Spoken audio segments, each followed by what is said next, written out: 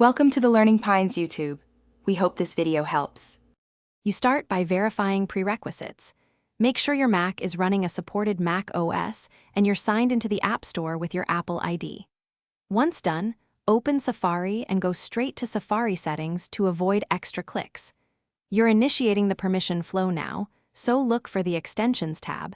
This is where Safari shows installed and available extensions. Make sure you have a stable internet connection, so the App Store can authenticate and download any required components.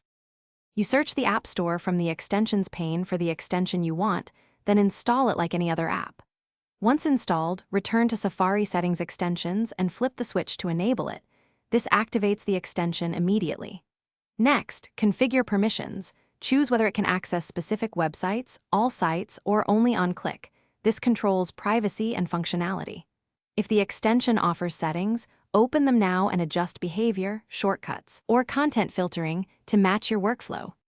You finish by testing the extension on pages where it should act. Reload any open tabs and make sure it performs as expected. If something goes wrong, disable other extensions to isolate conflicts, update Safari and Mac OS, and then reinstall the problematic extension.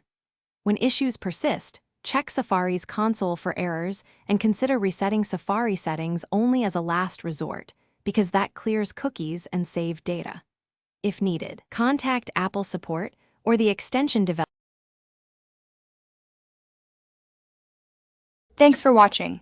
Consider subscribing if we helped you.